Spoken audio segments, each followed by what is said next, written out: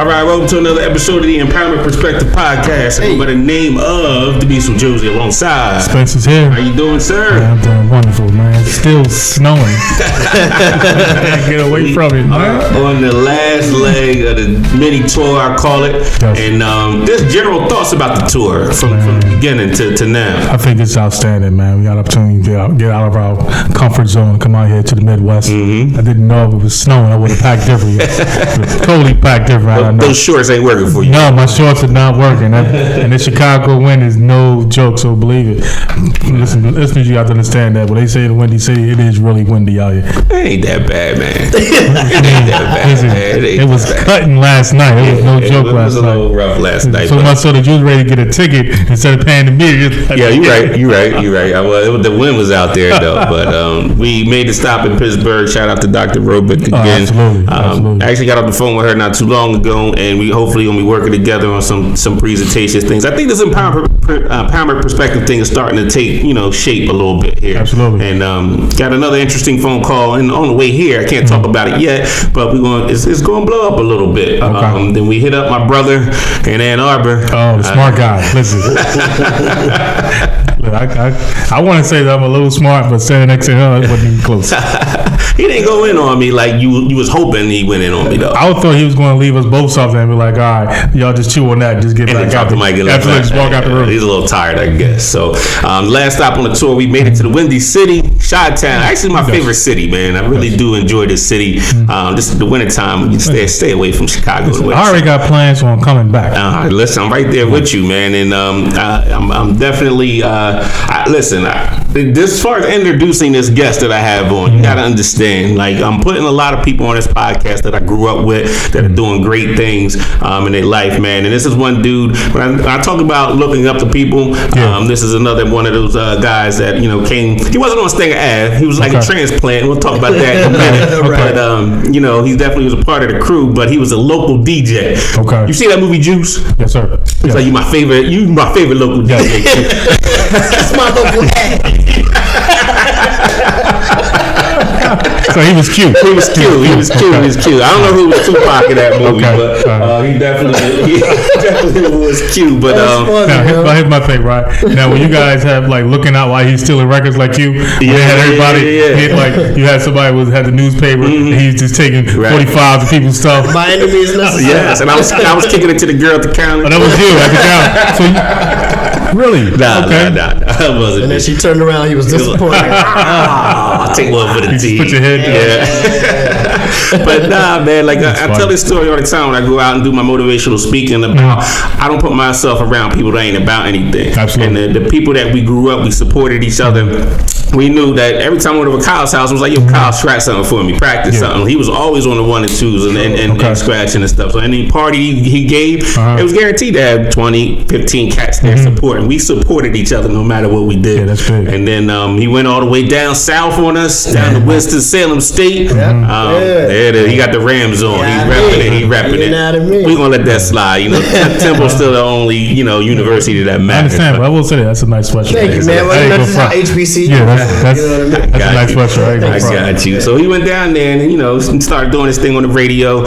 Next thing I know, I get a phone call. I think his brother hit me up. He was like, yo, my brother is making it to the Windy City. I was like, are you serious? I was like, yo, that's crazy. And then see billboards of this dude all over the city. And I was like, yo, he's doing some big things. And it's somebody I'm definitely proud of. Thank you, man.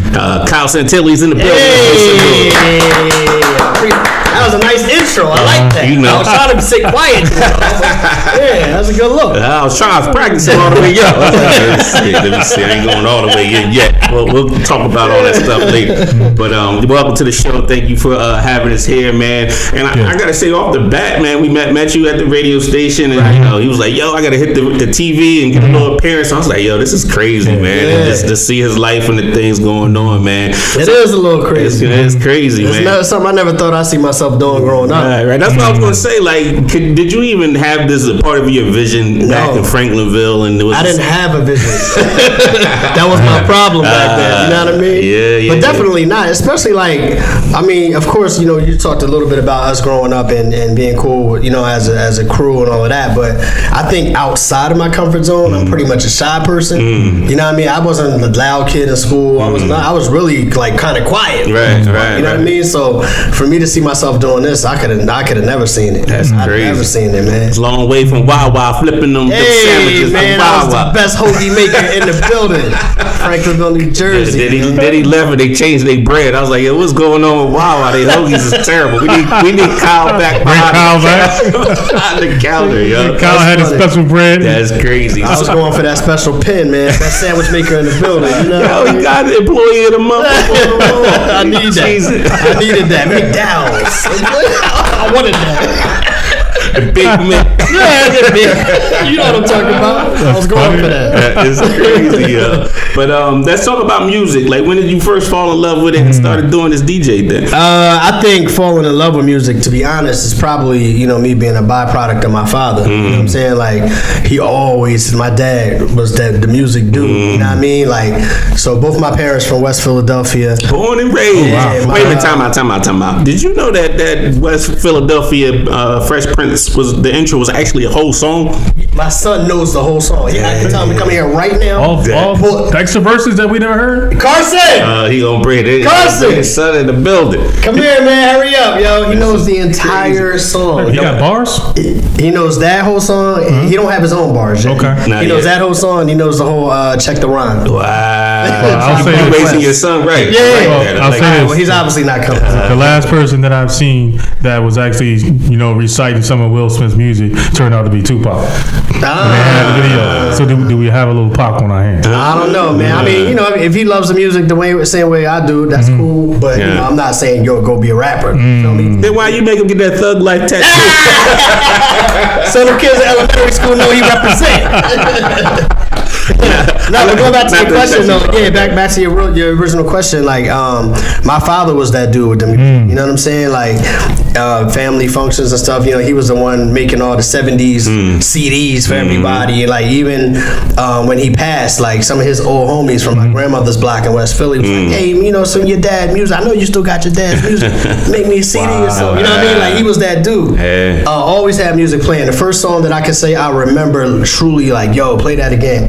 And I was a kid. You know, we had the record player in the crib, and you used to sit on like the little top shelf in the rack. And I had to like get on the stools, the chairs, something go up there. But I would play like Rolls Royce, Wishing on the Star. Okay. Ooh, that's classic. You know what I mean? And the story goes, you know, if I was in the car acting up in the backseat, you know, doing what little kids do, if my father put that song on, I would just shut up. You know, I would just shut up, sit still, and be quiet. For the duration of the song. Like, that's the first song I remember loving. Right. So I was probably like 5 then. That's crazy, yo. That is crazy. Yeah. Just to get into your family a little bit, like, you know, from the ad, we didn't have a lot of fathers in the house, you know what I'm saying? And then to go to your house and to see the love of your family and your mom and your dad, everybody up in there, it was something that I always appreciated. You know what I mean? I had that feel when I walked in, like, there's some love in this house right here. And it's something, it was far in me because I had no dad in the crib. It was like, yo, this is crazy. This is what, you know, the family unit is supposed to be. That's funny because I never realized that y'all got that from my crib. You know what I'm saying? I never realized that. I think it was dope for us when y'all used to come to the crib. We used to be in my basement. That was where I used to have a turntable set up. The basement was like our mini little clubhouse, so to speak. It was like the Outcast, the dungeon family type joint. You know what I mean? Like, you know, we had the turntables and stuff set up over here. We had the Nintendo and all of that set up over here.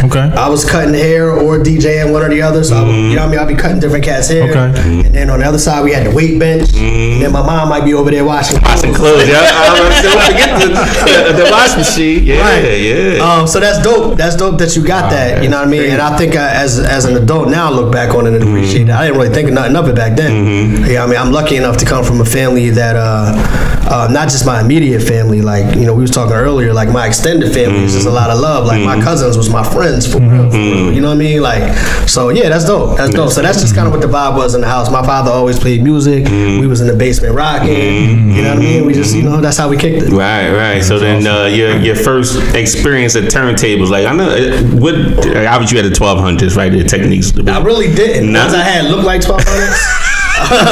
But they was called linear text. They was linear text. You know what I mean? But they was set up and they was made to look, you know, the same kind of way as 1200 was. Right. But at that time in my life, I couldn't afford no 1200s. What year was this? What year when you decided that you was going to start messing with music? Probably my junior year of high school, something like that. What song?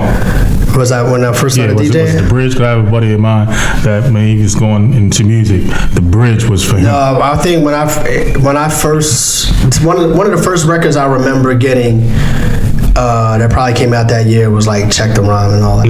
Okay. Maybe like that right then or right before then. Okay. But it kind of started because like I was going back to my father, like he would always play music all the time. So then when we was playing our music, hip hop or whatever, he'd be like, "Oh, that ain't nothing but Earth, Wind and Fire." You know, you know how they used to do that, right?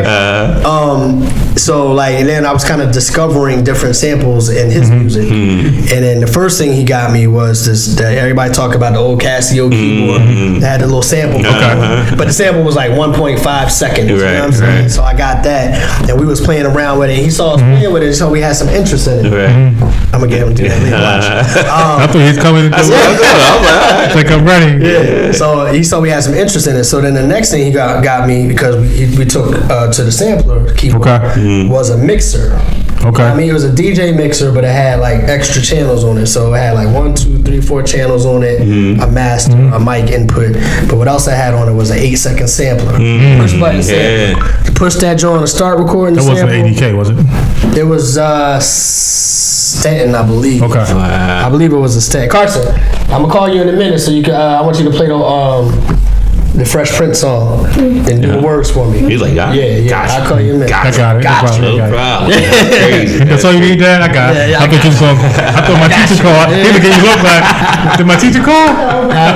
Now I need you to do the words. I need you. So get ready. I'm gonna call you in a minute. That is crazy. So he got me the mixer. It had an 8-second sampler on it, and the first thing I started doing with that was trying to sample his music.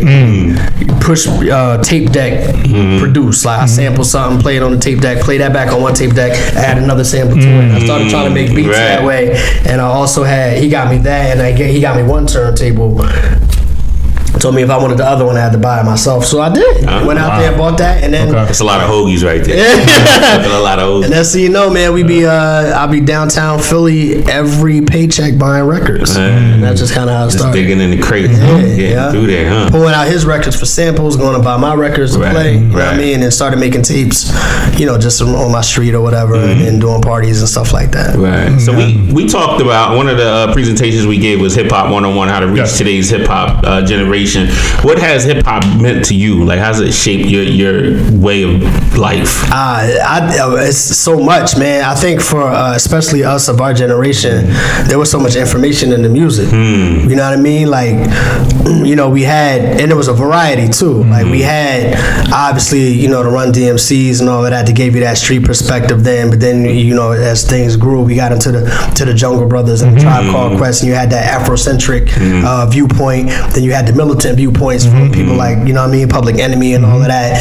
And then you had even the gang, you know, the LA stuff from like NWA, Eazy-E. But all of these things were coexisting at the same time. So through hip hop, you were experiencing all these different ways of life. You know what I'm saying? Some positive, some negative.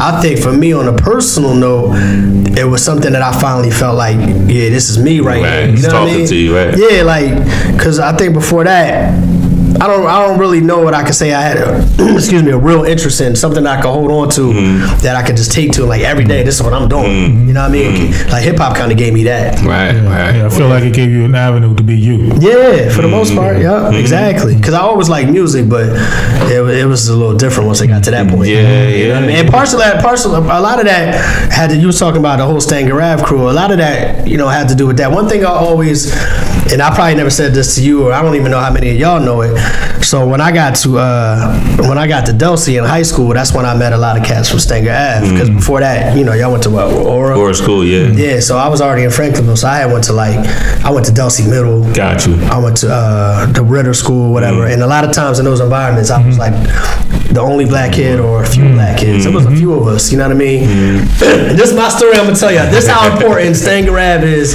in my life. I really want to understand this. And it was cool, it's not. I had my white friends, this, that, and the third, right? So 9th grade is early in the school year, maybe the first month or two, something like that. You haven't started, Jack? Not yet. It's like a pre-start. Right? So I'm sitting there at the lunch table with some of my white friends. I probably known them from elementary school up to that room. So, they got this paper that they passing around, right? And they laugh. Oh, this is funny. This is hilarious. Let me see that. Chunk. Looking at it. It's like, what does BMW stand for? Black man's wish. Wow. And that's the one I remember. Right. But it was like it was a whole thing of like racial jokes about black people. Right. And I remember like, yo, this is it, dog. Right. I'm done with these cats. So I swear to God, this is all my life. This is a true story. So mind you, I didn't really know anybody from Stanger Ave at that point. Okay. So this is, early 9th grade year. And I told you, we was like minorities in our high school. So it'd be like the whole cafeteria. And it'd be 2 tables side by side with all the black people. It's dark over here. Yo, the next day, on my word, I said, I'm sitting with the black people. Yeah. I know. This is a true story, though. This is real. I had this image. Y'all probably never knew this. This is real. So wait a minute. I have this image in my mind. So you just walked out like, yo, what's up, dog? Put your tray down and start eating. Yeah. That's it. Yo. And we brought his name up earlier. You know who the first person that said anything to me was? Thaman Bright. We had Thaman on the podcast before. Shout out to Thaman. He's the first person I remember. He was like, and I remember he said something like, "What's up, Holmes?" And that was it. I never went back to my other table. I was there for the next 4 years of my high school. He was like, what was taking you so long? Yeah, man, that was it. And it was dope because I think what you don't realize sometimes until you get to a certain point in your own development is how much you kind of, not that you don't rock with other people, but you need that kind of sense of home with your own people. Right. You know what I mean? I kind of feel like the movie Higher Learning. Yeah, those people kind of got together. I just kind of feel like that's what it was. I mean, we had to deal with a whole lot. You know what I mean? And you put that racial element into it. It was just like, we got to be around people that we comfortable with. And I take that back a little bit because I'm sure I did know a couple other people because I was in classes with your brother. You know what I mean? In classes with Buster. You know what I mean? So a couple. I might have known. I know they in my class. Right. I ain't don't know. Yeah, man, that's real, man. That's crazy. So Stanger Ave was a part of my life from that point forward. Right. Wow. Yeah, that's real. Yeah, man. Well, the whole Stanger Ave crew and family was it was about anyone that was dealing with the same circumstances as we were. We would rock with them. You know what I'm saying? If it was whether you didn't have a father in the home, whether you like hip hop music or whatever, you look like us, it didn't make a difference. So we was all about it. But like I said, once we became friends, that loyalty till this day. You know what I'm saying? Like call Kyle up, say, yo, I'm coming to Chicago, you want to do the podcast joint? Like, no problem. You know what I'm saying? And it's always been that way. And that's, in the last couple of podcasts, I just want people to see that loyalty that we don't see today. And I don't understand why a lot of families aren't cultivating that in their families and their neighborhoods. I don't get that part. But let's go back a little bit. So now you at Winston-Salem State. Yep. DJ and still down there? No, what's funny is that's when I kind of when I left Jersey and went to North Carolina, it went from me doing parties and stuff like that to just being a hobby in my house. Gotcha. You know what I mean? I don't know why, to be honest. I can't really pinpoint a reason. I guess maybe I was just trying to get myself together. You know what I'm saying? And I don't know. I messed with it like on my own time, whatever. But I never tried to do no parties. Like that. At that point, I kind of just stopped doing it. For other people. Got you. Yeah. So was communications your major, or is it something you just? Yeah. Even that was a secondary byproduct. By that time, we was on and DJing and rapping and all of that. So I was like, well, I found out that at Winston-Salem State at the time they had a music business major. Oh wow. I was like, oh, damn, I'm gonna take music business. I'm gonna work for a record label. You know what I mean? But their curriculum was a little bit different. You could be a music business major, but you had to play an instrument. I was like, I'm playing no damn instrument. You know what I mean? He with the violin. So I was like, well, what's the closest thing I could get to music as a major in school and a path of study without playing an instrument, and that was radio and television. So that's how I kind of got into the radio path. Okay. Yeah, So that's interesting. a lot of times we talk about educators the first time in their classroom. I'm sure there was a hard story the first time in the classroom. You remember your first experience in front of a mic on the radio, knowing that there's people listening to what you got to say. I don't know if I remember the exact very first time. I remember that time period more than anything. My first time ever on the radio on a microphone, and it was like about what I was doing, was live from a football game. Okay. So my radio station used to do Friday night football. So we would do the scores from all the high school games on Friday nights. But there might be one or two schools that we went out to live. And I forget the schools, man. I wish I could remember the schools, but we went out there, and the school that won had been losing to the other school for years. And the particular night that I was covering the game, they actually won. And the game, it was a high school game. And when they won, and the whole crowd rushed the field like it was a college game. So I'm on the mic, we out here right now, it's going crazy, they just won the game. I said, well, tell me what you're feeling like. People running by, we won, hey, like, you know, they was going crazy, you know what I mean? So that was like my first time on air. They was throwing it to me at a football game. That's crazy. I did that for some weeks, and then I got an opportunity to be on the air in studio behind the boards and everything. And I remember, I don't know who this dude was now. I don't remember. Maybe he was, just somebody who used to hang around. And I don't remember him saying like, I think I sounded nervous. Okay. And he literally said to me like, yo, this ain't gonna work for you.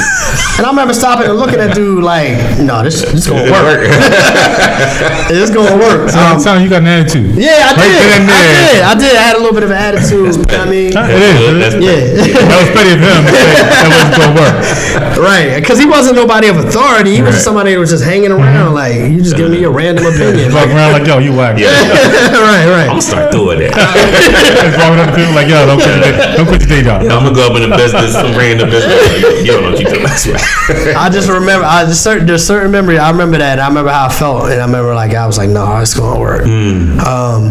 But I was nervous though, so I'm pretty sure maybe you heard some of that nervousness in my voice. And of course, that's your very first time. So, Wow. 2 a.m. to 6 a.m. on a Sunday morning or a Saturday morning. That's when the first shifts I had to do. Got you. So you went from college to what radio station were you in? I was at 102 Jams in Greensboro.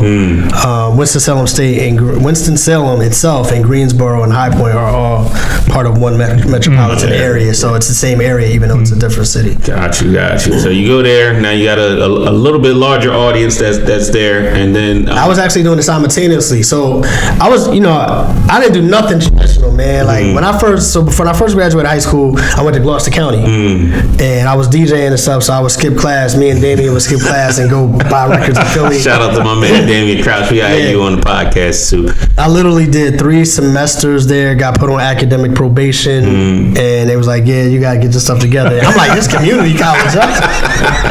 I ain't got to study. I'm like, "This is how bad I'm doing." Community college said, "No, dog." So meanwhile, I'm back working at Wawa, you know what I mean, making sandwiches, and I'm like 20 years old at this point in my parents' crib, and I'm like, people like his brother I graduated with is off at Penn and big, you know what I mean? I'm like, man, I'm way too smart to be in here making sandwiches every day. And then my uncle at the time was living in North Carolina because my aunt, his wife, was going to medical school at Wake Forest. He gave me an opportunity. He was like, man, what are you doing, man? He's like, come back. He was like, come down here with us and get yourself back on point. That's how I first went to North Carolina. Gotcha. So I went down there, I got in school, I went to Winston-Salem State. I did maybe 2 years at Winston-Salem State and was like, I'm going back home to be a rapper. And I left and I came back home. That's when Bronson and them was in New York. Gotcha. And then I did that and I stayed home in Jersey for 3 years. And then I went back to North Carolina for a second time. Got you. So when I went back in 1999, my first semester back in school, I was coming back into school as a junior. So when I started back in school, that same semester was the same semester I started at the radio station. So as for in school years, I started the radio in my junior year. year. Gotcha. So I was still simultaneously on the radio as I was finishing up college. Right. That's why I told that backstory a little bit. Yeah. Nah, I got you. That's crazy. Yeah, that is. So I would be in class like Monday through Friday, and I'd be at the radio stations on the weekends or whatever they needed me. I would go around school. They're grinding. Yeah, I got you. Yeah, 'cause that was gonna be one of my questions because as I've been fortunate enough to be around you guys, right? So I'm hearing big schools like Syracuse, hearing UPenn, I'm hearing Temple. Right, everybody with schools go to these big schools. They do here, Gloucester County. Yeah, Gloucester County. I'm like Gloucester County College, man. I was, and there's nothing wrong with Gloucester County College because I was there having a good time. And my thing was, the problem was I wasn't taking it serious. So I'm like, I'm not even taking community college serious. What am I doing with my life? Right. It wasn't about them. It was about me. Wow. I'm supposed to be going to class. I'm down in the DJ booth. Like putting another record on. Like, I go to class tomorrow. You looked at your watch and like, nah. Yeah, I'm hanging out with everybody shooting pool in the lounge and all that. I wasn't. Really? So here's a question that I asked his brother yesterday, right? Because I went to Atlantic Cape Community College myself. So my thing is that when I was going to class, right, and even when I was at Stockton University, I would always see people look like me, right? Around the cafeteria, hanging out, playing pool. I go to the bathroom. They in the class. Am I in the wrong program? Oh, that's funny, man. Yeah, it's funny, yo. That is crazy. I definitely was hanging out in the pool room and DJing in the DJ booth and playing spades in the lounge. Should have been up on the third floor of class. Study. It's like Kyle. Has anybody seen him? That's okay. We'll send him this letter. Stay where you at. That is crazy. Yeah. So you went from a smaller market to now a large market. I think Chicago, third now, third largest market in the nation. So is there a difference though in terms of what you do? I think at its core, it's not different.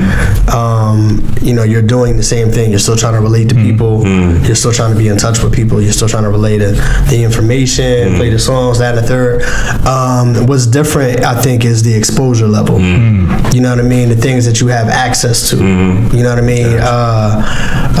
Maybe some of the intensity. You know what I'm saying? Those kind of things are different, but at its core, it's the same job. Right. It's just a little bit. There's a lot. I should say a lot more going on around it. Got you. What skill sets do you think people need to have in order to do what you do? Radio. Yeah. Speaking, obviously, being able to convey like clear thoughts.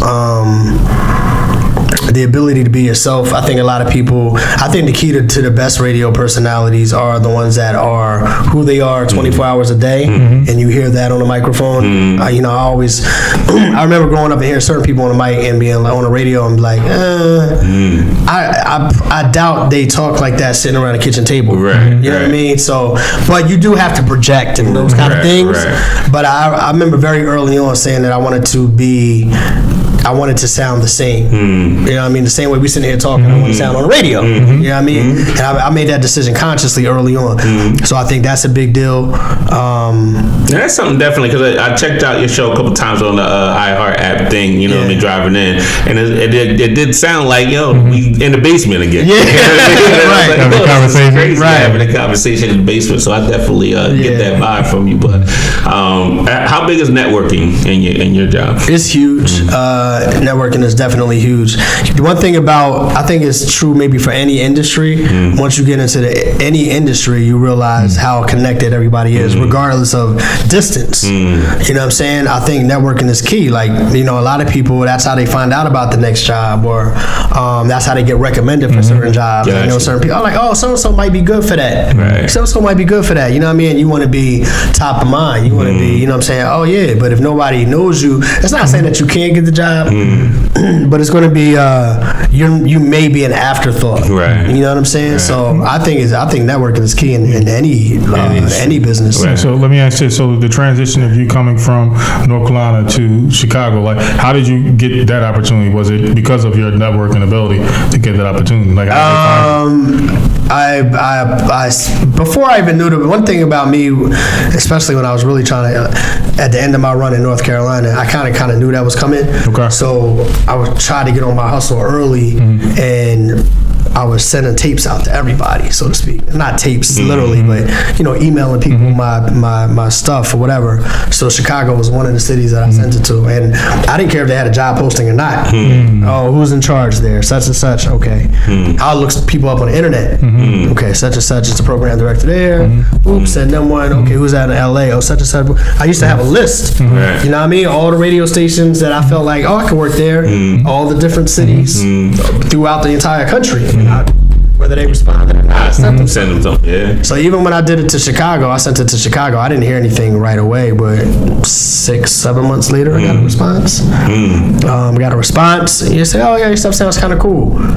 Boom. You got anything else you let me hear? Yeah, I got something else. Boom. Send that. Oh, cool. Hey, then that led to a phone interview, and that led to me coming out for a live interview, and then bam. Got you. Yeah. So I seen you do some hosting, some shows, some major shows. What was the first one that you walked out there? It was like, 17,000 people right now. I'm just looking at me right now. That was back in North Carolina for the first time. We've done it here in Chicago too, but by the time I had done it so many years in North Carolina, it's a different venue. It's the United Center. Everybody knows the United Center, but on that stage in front of that number of people is the same. For our listeners that are not familiar with Chicago, tell them what the United Center. Who plays at the United Center? The Chicago Bulls, the Chicago Blackhawks. You know what I mean? It's a stadium and arena. It's an arena. Yeah. But truth be told, when I was in Greensboro, that arena is basically the exact same size. That's the same one that Duke, North Carolina will play for the ACC. For the ACC championship tournament, right? So the same arena. So we would go in there. We would do summer shows once a year called Super Jam, and they would be sold out. So we're even though it's a smaller city, we're in that arena and we're still standing on stage in front of 20,000 people. And the first time might have been. First time was, I'm not giving y'all the years, man. But then the first time I came, I don't think about years. We know you know that. Nobody knows that. I'm 21 again. There's a secret. Nah, but it was definitely crazy. I remember being super excited. I remember almost being like a rush, you know what I'm saying? Your heart pumping a little bit, you know what I mean? They say your name and then you walk out and see all these, it's like, this is crazy. That's funny, yo. But it's dope. It's definitely dope. It was a rush. Right, I'm sure. And a lot of people who haven't been on stage before, those lights get in your face. You can only see maybe the first 5 rows. That's it. It ain't like you see everybody else. So you know what I'm saying? You know they out there, but you don't see no faces. They look like how the crowd look on Madden or something. Right. One other question before we transition to have a little bit of fun. What's the craziest interview that you got across? You don't necessarily have to say the person's name, but what was the nature of it? You walked out of it, that dude's crazy. She crazy. Yeah, we had one with a comedian that was kind of crazy. The problem was he thought we were trying to play him. We wasn't trying to play him. We was asking real questions. But he took that the wrong way and thought that we were disrespecting him. And then, it was a whole thing. We had to squash it. That's crazy. What are you talking about? We wasn't on that. One of the best interviews, probably Jamie Foxx. This dude can go into characters. He can start singing on you. Wow. You know what I mean? He's just a funny dude, hilarious. You know what I'm saying? So Jamie Foxx is dope. When people ask me about this, it's always hard to remember a lot of them, though, to be honest. DMX was a good one. Yeah. You had X on the show? Back in NC, I did a one-on-one with X. And he was just talking about, we talked about his drug problems back then. You know what I mean? And it was one of those things that's kind of touchy because, he has a reputation for being kind of volatile, his personality at times. And I remember asking, I was like, I want to get to this, but I want to find a way to ask him without offending him. Number one, being disrespectful. I'm not trying to disrespect nobody, but I wanted to be truthful with the question at the same time. And at that time, I don't know if y'all remember the story. It was like cops had raided his crib and they took a bunch of dogs out. This is Arizona? Was he in Arizona? I'm not sure if it was Arizona crib or New York or New Jersey. I'm not sure. Okay. But either way, at that time, along with them taking all his dogs out of the crib, there were reports of we had found crack pipes and all this kind of stuff. So I remember asking him, I was like, there were reports recently that, the cops came in your crib, they took your dogs and they found a lot of drugs and stuff. I was like, is that something that you really have a problem with. Right. Because it ain't the DMX that we know right now that's public with it. Right. This was like, you heard about it. You like, for real? Right. Yeah. And he was like, he thought about it for a second. He was like, yeah, you know, I think it'd be a problem for anybody that messes with it. I was like, so how you doing with that? You know what I mean? So, and you know, he spoke on it. You know what I mean? Dope. So I thought that was dope. I thought the DMX interview was dope. But yeah, man, you know. I got you. All right. My man had a question came up, and I actually gave you that question earlier. Apocalypse hits Chicago. You can only take 5. What is it? The apocalypse hits Okay. Chicago. Yes. Only Chicago. They ain't messing with Jersey. Chicago. Yeah. You can only take 5 albums with you. What 5 albums you bring? Because you're gonna, again, you're going to recreate hip hop, and you can only take 5. But they albums. but they might not all be hip hop. But I'm definitely taking Illmatic. Okay. Illmatic is going. I'm definitely taking Thriller. Okay. Michael Jackson. Okay.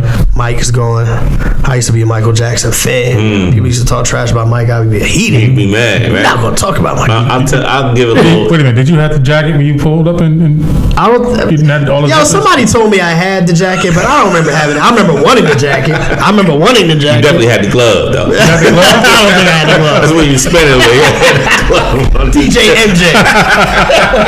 Nah, I ain't had that. Little known fact for me though, when I was such a Michael Jackson fan, I would sign my name at the top of the paper, Demiso Michael Jackson Juice. That's when I was in like hilarious. first grade. That's funny, dog. That's funny.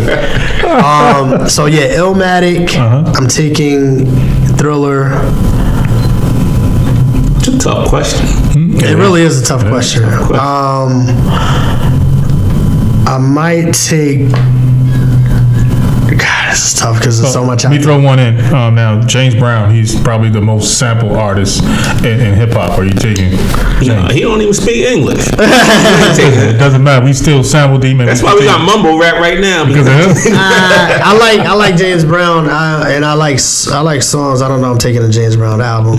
Okay. I'm probably going to take, if we're going to go back to that era, I'm probably going to take an Earth, Wind, and Fire album. Okay. I'm not sure which one. Okay. I'm going to take Earth, Wind, and Fire album. I'm going to take maybe The Miseducation of Lauryn Hill. Ooh, that's classic. Okay. I got one more. Got one more. One more album. That's all you can fit in your briefcase. That's all you got. And they're gonna like handcuff you so nobody can actually. Man, this is tough because there's so much more. I said Illmatic, right? You about to change the face of music. Or at least bring it back to something. I might for the last. God, this is I'm still leaving out a lot, and I only got 5 spots. But I'll probably take. Maybe It Takes a Nation of Millions to Hold Us Back. Okay. I was gonna go there too. That's a good one. I think I got it. So I follow a question, right? Because I love movies. Demiso loves movies. I'm sure you love movies as well. So you can only take 2 movies that starred or co-starred hip hop artists. Okay, 2 movies. 2 movies, all you got. I'm going Juice. Because I think it's funny. The whole movie's funny. I'm going there with Juice. Okay. Man, that's a good one. Another one. All right, you got a Tupac in it. I gotta think of something. So remember, when they go back, they're looking like this is. They want to look at hip hop and say this is what hip hop was. But they might not necessarily be hip hop movies. For instance, I'm thinking I might do Boys in the Hood or Menace. They're not really about hip hop at all, even though hip hoppers are in the movies. Okay.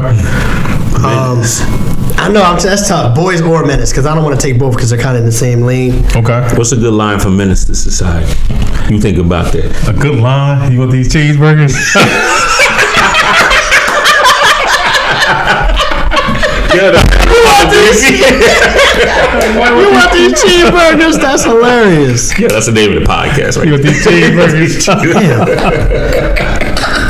What's another movie? Oh, gotta take it. I'm You listening. have to take it. I'm listening. Crush Groove. Crush. I was wondering who's gonna You get gotta for it. take Crush Groove. Yeah, I mean that's classic. Yeah, Okay. you gotta take Crush Groove. Classic line from Okay. Crush Groove. Classic line from Crush Groove. I gotta think about this one. Wait a minute, because it was so many. I mean, it's a scene with the Disco 3. Are you allowed to curse on this podcast? You can do what you like. Do what you want. That's a line from Crush Groove, Sheila E. No, run yelling at Sheila E. You see what's up with him? You don't want to fuck him. She was like, That's a good line. That's a good lie. That was a good one, yeah. That was a good one.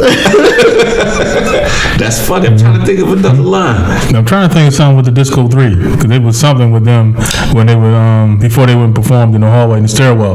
They said some kind of way they got out their class row. Yo, the funniest part of that movie is when they was trying to get in the club and they showed the IDs and they was all Right. I'm like, yo, that's funny. I like when Buff was like, "Hey, yo, who you calling fat? Absolutely. Yeah, you fat. We all fat. Yo, that is fun. Who you calling fat? That is too funny. Oh man, I can't think of it. All right, so who's on your playlist right now? Playlist right now. Current artist always has Kendrick in the playlist. J. Cole stays in the playlist. He just listened to J. Cole way up. Yeah, For the first time? I put him on. I didn't. I heard a couple songs, but I really didn't listen.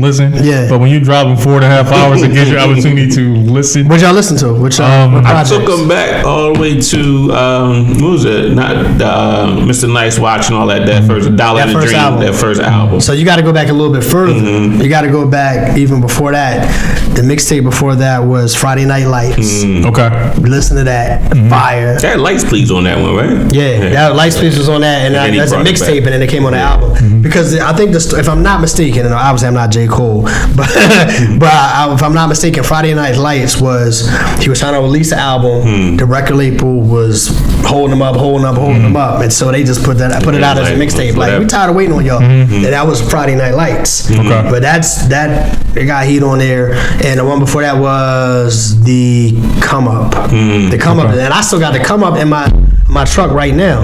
So those are the two mixtapes before the first album. So I've been rocking with him since then. Nah, I'm waiting for something else to drop from him. I like the last one, but I know what he was trying to do, but I don't know if it was the time for that one to come out yet. You know what? I like the last one. I liked it better live than I did because when we was at the Made in America festival, I came back to the crib for that, and I was like, "Yo, it's so rocking." And this last tour was crazy. Last tour was crazy. So I'm listening to his music, and he reminds me of what Lupe Fiasco was supposed to be. Why you say supposed to be? Well, because he went so far left, and he didn't stick to. And then the other thing is that he denounced being like the Tribe, or even taking any parts of that style. So that's something I didn't like. Being like who? Tribe Called Quest. No Tribe, like Q-Tip. He's like, no, I don't sound anything like him.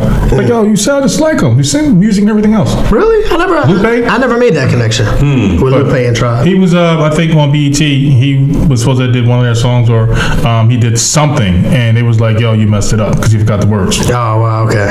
Yeah. So We had an ongoing debate on the way up here because we had 45,000 hours traveling up here.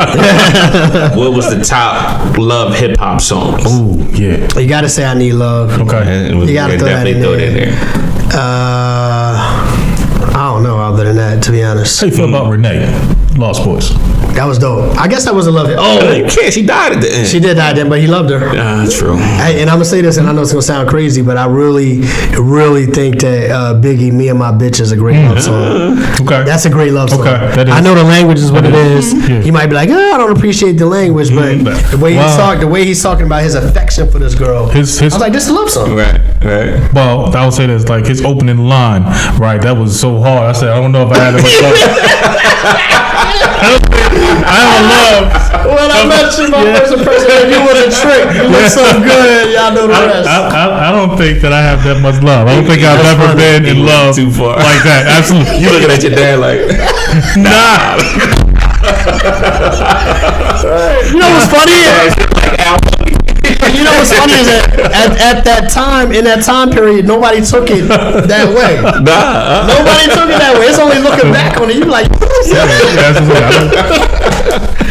you throw comments I used to love her in there, even though you're not talking about a girl. he's talking about music. I don't know. I feel like The Light might be more of a love song than I Used to Love Her.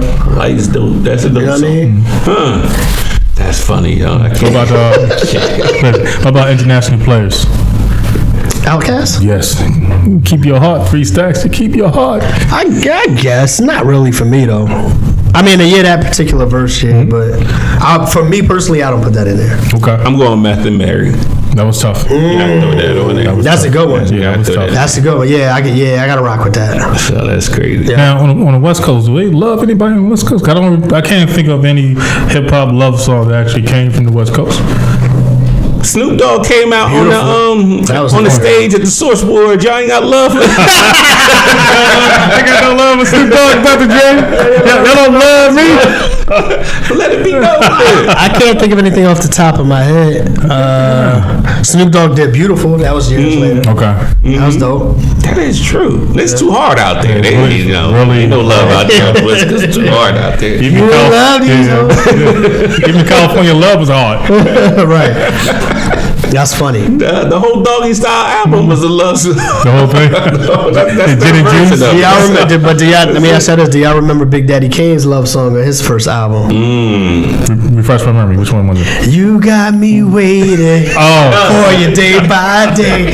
Fantasies of you have got me drifting away. I was like, yo, what? And I know I don't know what that love was. like yours could never be mine. Big Daddy Kane, Joe. Shouts out to Big Daddy Kane with his love song. He set the trend. Hey, we should have known he was going to be going off the deep end after that song. Then he came out all that chocolate. What was it? Chocolate? What was the name Taste of the that? Chocolate, I think it was. Yeah. Oh my God. That was it. That was Kane, you lost it, man. You lost. They posing on Playgirl and all that nonsense. You're like, yo, you lost it. You got me waiting. Did you watch the Shantae movie? What your thoughts I did. about that? What your thoughts about that? I thought her story was very interesting. I think the production of the movie could have been better. But to her credit, man, she endured a lot, and to be doing what she did and have such an impact at such a young age, I don't think we realized how young she was. You know what I mean? I didn't. I know I didn't. Yeah, you know what I mean? Best So- rapper in Queensbridge at 9. Yeah, that's crazy. So yeah, shout out to her for that because that's incredible. I was a little disappointed in Nas's role in that movie, though. I mean, he didn't even really have to have a role. That's what I'm saying. Like, why you even throw that in there? I can't see somebody saying that they're gonna do something to me without me saying something back. I just can't eat that. Right. What about the manager was like, yo, we lost the money? That was crazy. Yeah, right. And yo, No what, money. Everybody else was just. and what happened to the dude that he was like, I love you, we got your back, and then he was gone. What? He disappeared. That's what. So were we to assume that the homie had him knocked off? That must have. Because we don't know for sure. And then you paying 10 G's to get your kid back? Yeah, that's crazy. Yo, if these things are really real, you know what I mean? We I guess they're real. Like, her life was nuts. That's crazy. I wish they would explore the battles that was going on at that time. Like, they should have had Karis One come through at least something to talk about the bridge or whatever. I think when it was over and the way it went off, I was kind of left hanging a little bit. But I remember thinking immediately, like, the way this material is dope. They need more time to develop individual segments of it, so they probably should have did a mini series. You could have did maybe this story in 5 episodes and really got to some things. That's crazy. Yeah. Jay-Z's got one coming out where he had a talk with David Letterman. That's coming out on the 6th. I still haven't watched that. It's dropping. It's a documentary? Saturday. This is a little conversation piece that they had. Oh, you're talking about the conversation with David Letterman. Yeah, Okay, gotcha. Yeah. So they talking about obviously the 4/4 album. Just your thoughts on his progression. I love the album myself, just because I understand where he's going with it and where he's trying to take his audience. Because to me, it takes a big man to admit that you're wrong and say I did this, and then bring your audience along for that.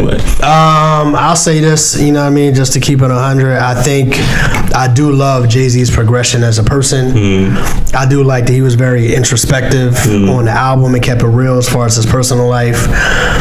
I wasn't 100% in from a musical I only brought that standpoint. question up because I saw you shouting out on Facebook how much you. I was disappointed. I was disappointed musically. I feel like the intensity of the way he raps and his delivery and those things. I feel like that wasn't what I would have liked to hear. There were times I wish I could go back and hear the songs, but there's times I was like, did he just mumble through that line? I'm like, you know what I mean? Like, not gonna go back and fix that? There was little things like that. You know what I mean? That were kind of disappointing for me. But I do respect his perspective on everything. I just wasn't into, and I tried, man. I forced myself to listen to it like 3 or 4 or 5 times, and I probably didn't revisit it after that. Outside of a couple of songs, I really love the story of OJ. I think that's dope. Story of OJ is dope.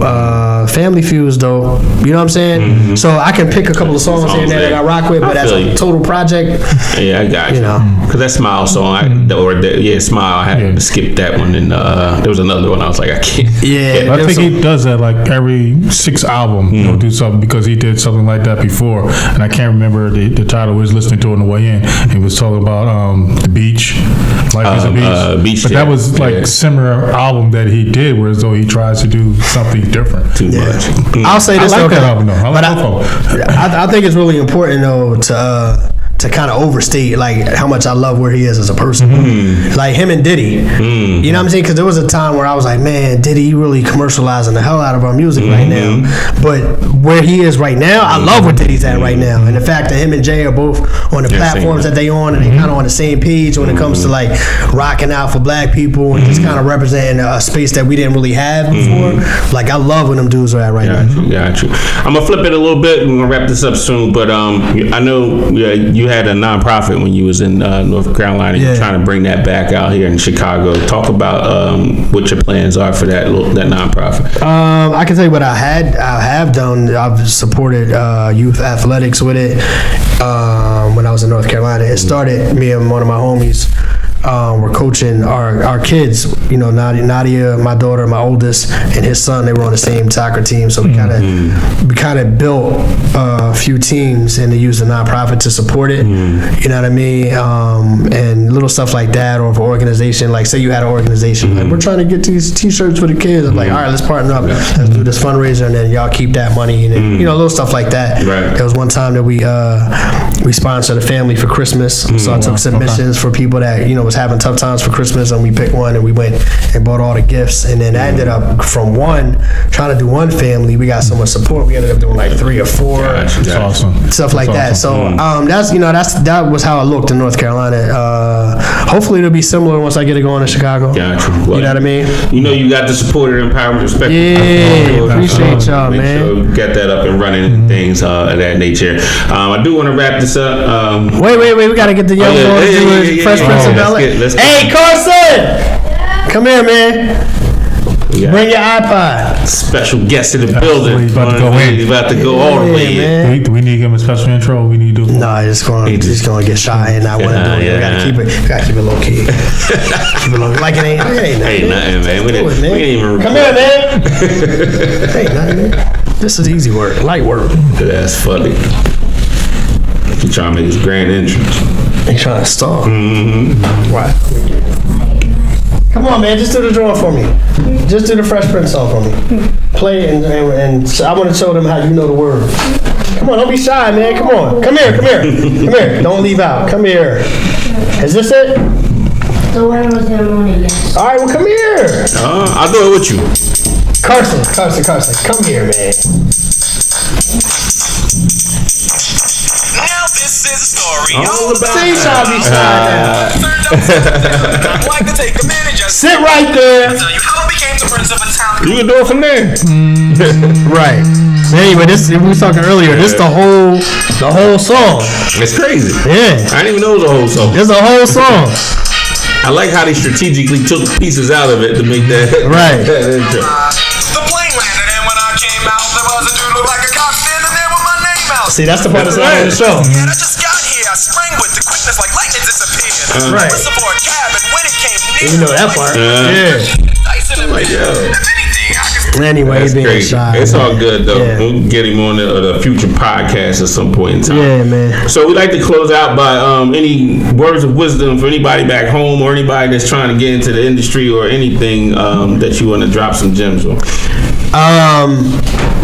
Yeah, you know what? It was funny. I remember feeling like, how am I get out of here? You know what I mean? And I know a lot of people kind of have that feeling like, here, you can take it, man. Since you're acting funny. Go ahead. Okay. All right. We'll talk about it in a second. I don't know. I just remember having that feeling like things feel impossible, but things are not impossible. You know what I mean? I think the biggest thing I've noticed is that, and I know it's true for me, at one time in my life, things were in my head way more difficult than they are in real life. In real life, you just gotta say, you know what, I'm gonna go ahead and do that. Find out the information and do it. At the end of the day. At the end of the day, find out it. But you know what I mean? Like little thing, I always use the example, like the first time that, I bought a house, and I was like, God, man, you must have to be rich to buy a house. Like, you gotta have good credit. Like, how the hell you do that? Like, yo, man, never gonna be, you know what I mean? Right. But then when you go and you sit down and you say, okay, I gotta do this, and this. Oh, so if I do this and take care of these bills over the course of the next 6, 7, 8, 9 months, a year, that's it. I clear this up and I can buy it. Oh, that's good. That's it, yeah. You know, I think with anything, it's just about really taking taking the initiative to learn whatever the process is. You know what I'm saying? Also, I always tell people too, don't be afraid to move. Don't be afraid to leave. Like, you can always come home. But man, the world is so much bigger than what we know in our neighborhoods. You know what I'm saying, or our areas. And I think a lot of people, they don't take that risk or that chance or that experience to get out and see other things. Because I think one thing I say was great, you know what I mean, for me going to North Carolina, even though for the period I came back home, was getting to North Carolina, and I got there and I met other people from Jersey and met other people from Philly, right? And I'm familiar with how they rock. Right. But then I was like, oh, my roommate, he was from Baltimore. One of the other guy friends was a friend of mine. He was from Hampton, Virginia. You know what I mean? Another guy was from Virginia Beach. You know what I mean? It was cats there from Atlanta, and it was just like, yo, like everybody got similarities with us as black people, but then other people, there's other ways of life, there's other things going on, and at the end of the day, it makes you want to go see other places and experience and try other things. So I always said, don't be afraid to move. If you have the opportunity to go to college, even if you don't graduate, go spend a year or two amongst other people, and just, you know what I mean, just that life experience is going to change you in one way or another. You know what I mean? So find out if you something that you really want to do. It can be done. You just got to find out the process. Don't be afraid to leave home. If you get an opportunity, whether it's through college or whatever, take it. You know what I mean? Especially if you're in a position or a time period in your life where you don't have a lot of other responsibilities. Gotcha. You know what I mean? If it's just you know what I'm saying, and yo, be out. Be out, right. Be out. What's keeping you here? Just to hang out with the homies? Right. No, man, leave, man. And at the end of the day, if you don't like it, you can come back home. But there's so much out here, man. Give it a shot. You got to give it a shot. No doubt. Yeah. Kareem, any last words? Yeah, I forgot to. We didn't go to a petty moment. We're gonna have to bring you back on. Yeah, at some We point. have to go into some petty moments. I'm a petty dude. Petty moments? I'm a petty dude. I know I'm petty. Okay. So, and I'm also looking for other people to embrace that pettiness. Pettiness, right. If you embrace your pettiness, everybody knows who you are. Okay. And they know that it's not personal. It's just that you're petty. Right. So, are you a petty guy? I don't think so. You're not petty? Okay. I don't think so. We're going to have a part 2 of this. We're going to dig in. If